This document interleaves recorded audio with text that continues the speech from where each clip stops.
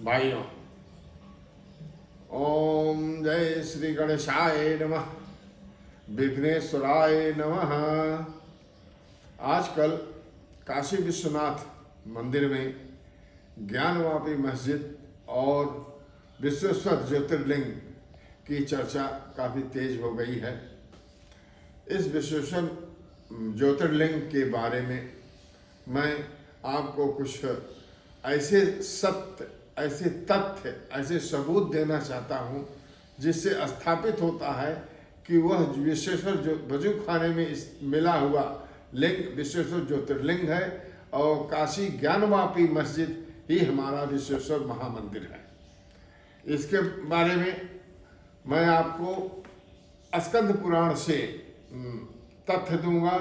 यह वही स्कंद पुराण है जिसके तथ्यों पर, साक्ष्यों पर राम जन्मभूमि का मुकदमा जीता गया है।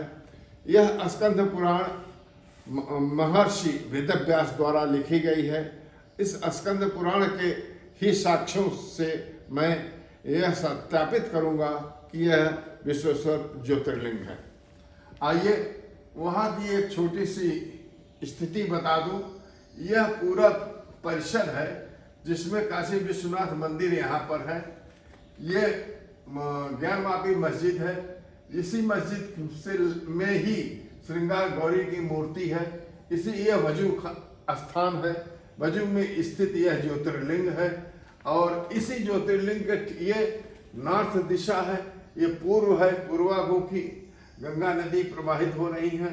पूर्व में वेस्ट पिछली पश्चिमी दीवार में श्रृंगार गौरी की ये मूर्ति है और दक्षिण दिशा यह है। विश्वेश्वर ज्योतिर्लिंग के दक्षिण दिशा में ज्ञानवापी है और काशी विश्वनाथ मंदिर है। यह अब मैं स्कंद पुराण के काशी खंड, स्कंद पुराण कई खंडों में विभक्त है, जिसमें महेश्वर खंड, वैष्णव खंड, ब्रह्म खंड, काशी खंड, अयोध्या खंड, नगर खंड और प्रभास खंड।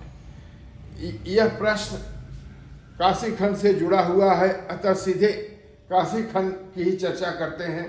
काशी खंड में कहा गया है कि भगवान ब्रह्मा और विष्णु के मध्य जो युद्ध हुआ था वो कई कल्पों तक, वर्षों तक चला।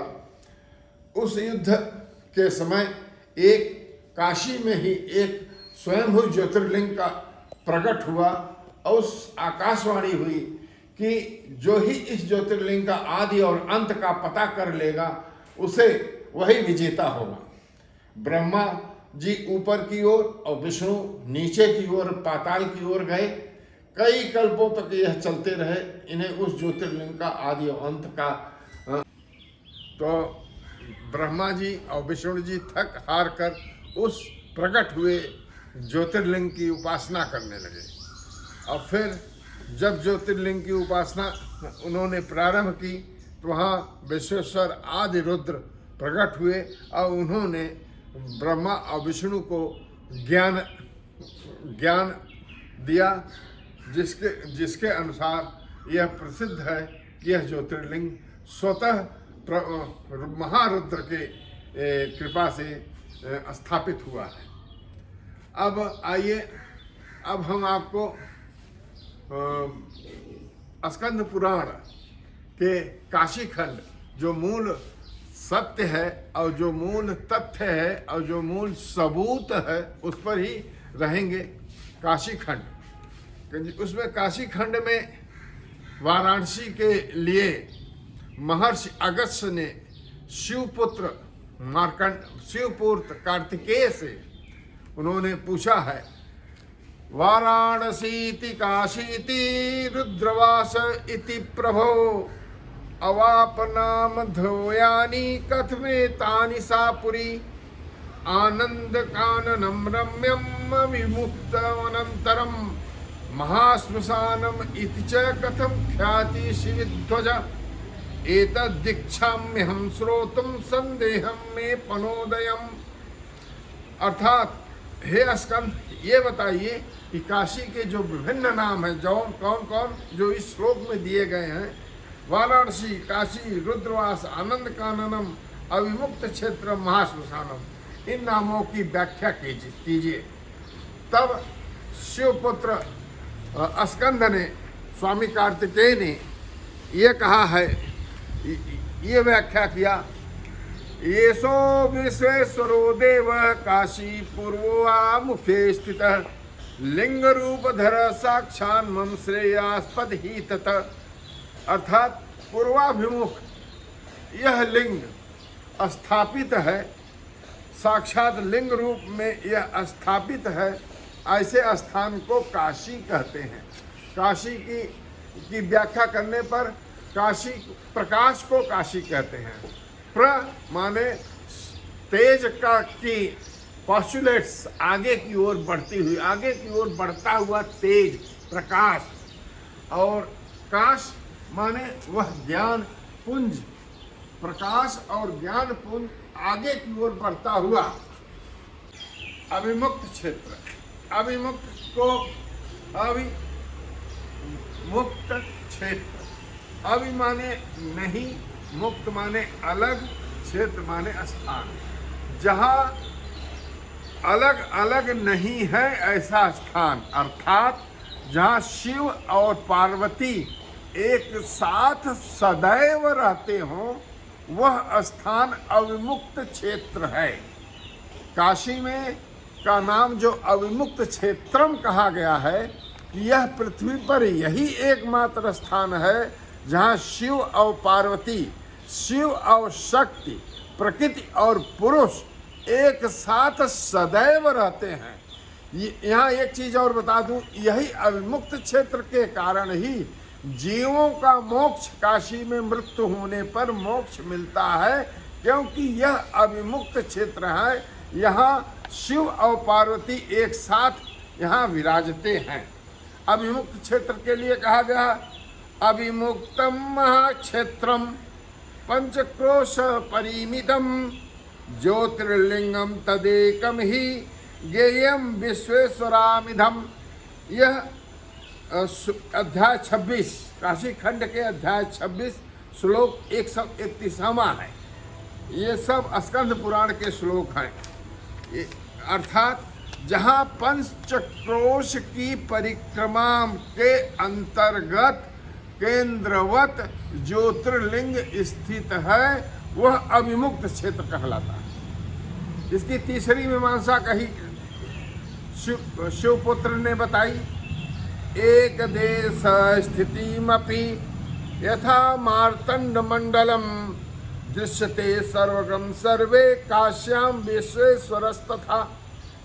यानी 5 कोश की परिधि के बीच में कहीं भी आप खड़े होइए तो वहाँ से विश्वेश्वर ज्योतिर्लिंग का प्रकाश और ज्ञान दिखलाई पड़े, ऐसा स्थान अविमुक्त क्षेत्र कहलाता है। अब प्रमुख साक्ष्य पर आते हैं। अगस्त ऋषि ने शिवपुत्र स्कंद से, स्वामी कार्तिकेय से पूछा, स्कंद ज्ञानोद तीर्थस्य महात्मं सांप्रतम ज्ञानवापी प्रशंसन्ति यत स्वर्गोपसोप्यलते। अर्थात अब यहाँ ज्ञानवापी की मीमांसा इस पुराण ने किया है। श्लोक नंबर 1 अध्याय 33 कि हे स्कंद, ये बताइए ज्ञानवापी तीर्थ की महिमा क्या है और उसके स्थिति क्या है, जिस पर अध्याय 33 के श्लोक नंबर 2 में सुब्रमण्यम स्वामी स्कंद ने कहा है, घटोद्भव महाप्राज्ञ शृणु पाप प्रणोदिनीम ज्ञानवाप्या समुत्पत्तिम कथ्यमानाम मयाधुना। जहाँ हे मुनि समस्त पापों को नष्ट करने वाला जल जिस वापी में है, उसे ज्ञान वापी का मैं अब आपको वर्णन करता हूँ। यद्यपि ज्ञानवापी के बारे में स्कंद पुराण के काशी खंड में 300 श्लोकों से ज्ञानवापी की महिमा दी गई है, परंतु यहाँ हम मूलतः साक्ष्य के रूप में बात कर रहे हैं, तो प्रमुख उनमें से प्रमुख 2-3 श्लोक ही आपको बताएंगे। अब जो प्रमुख श्लोक है, जो कि ज्योतिर्लिंग का भूगोल लंबाई, चौड़ाई, दूरी, स्थान परिभाषा देती है, वह आगे सुनिए। ये अध्याय 33 के श्लोक संख्या 15 और 16 है। बहुत इम्पोर्टेंट यह श्लोक बहुत इम्पोर्टेंट है। चखान च त्रिशूलेन दक्षिणाशोपकंठतः कुंडम प्रचंड वेगेन रुद्रो रुद्रवपुरधर। जब विष्णु ब्रह्मा के युद्ध में स्वयंभू ज्योतिर्लिंग प्रकट हुआ तो वह स्वयंभू ज्योतिर्लिंग में इतनी ऊर्जा, अथाह ऊर्जा थी, इतनी एटॉमिक एनर्जी थी कि उसको शांत करने के लिए रुद्र ने, भगवान शिव ने पूर्वाभिमुख गंगा की ओर मुंह करके अपने दाहिनी ओर अपने त्रिशूल से पृथ्वी पर बहुत जड़ा धक्का मारा। उस त्रिशूल से एक कूप का निर्माण हुआ और उस कूप से निकले जल से जो ज्योतिर्लिंग था वो उसे ठंडक मिली, उसका अभिषेक हुआ और वह शांत हुआ। ऐसे कूप को ही ज्ञानवापी कूप कहते हैं। अब पौराणिक साक्ष्य यह है कि इसी श्लोक में पुनः सुनिए। चखान च त्रिशूलेन दक्षिणोपकंठतः, यानी इस ज्योतिर्लिंग के दक्षिण दिशा में भगवान शिव ने त्रिशूल को पृथ्वी पर गाड़ा।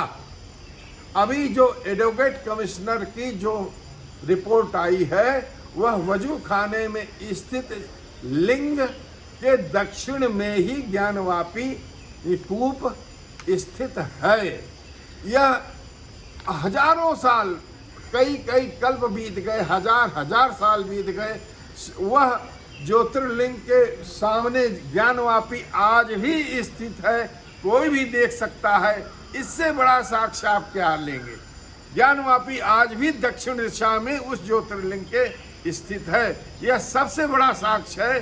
स्थापित होता है कि वह लिंग जो वजू खाने में है वह हमारा ज्योतिर्लिंग, आदि विश्वेश्वर ज्योतिर्लिंग है, और वह ज्ञानवापी मस्जिद हमारी आदि विश्वेश्वर मंदिर है।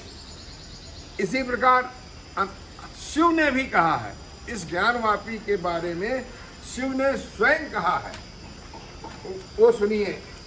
ज्ञान रूपो अहम मेवात द्रव मूर्ति विधाय च जाड्य विध्वंसनम कुर्या ज्ञानोपदेशनम। कि मैं इस कूप में, जल रूप में, द्रव रूप में, लिक्विड फॉर्म में, ज्ञान रूप में मैं यहाँ स्थित हूँ, और इस कूप के जल से पूरे पृथ्वी को ज्ञान और प्रकाश देता हूँ, और पूरे मानवता की मैं इस ज्ञान रूपी जल से पूरी मानवता की मैं रक्षा करता हूँ। अब इन सब से ज्ञानवापी की स्थापना हो गई। इससे ज़्यादा साक्ष्य आपको क्या चाहिए? सभी मित्रों से हमारा निवेदन है कि इस व्याख्यान को, इस सबूत को न्यायालय में भेजें, हर जगह मीडिया पर भेजें, व्हाट्सएप पर भेजें, जिससे हमारे विश्वेश्वर ज्योतिर्लिंग हमें मिल सकें और हम सभी हिंदू उनकी पूजा पाठ कर सकें। ओम हरि ओम तत्सत।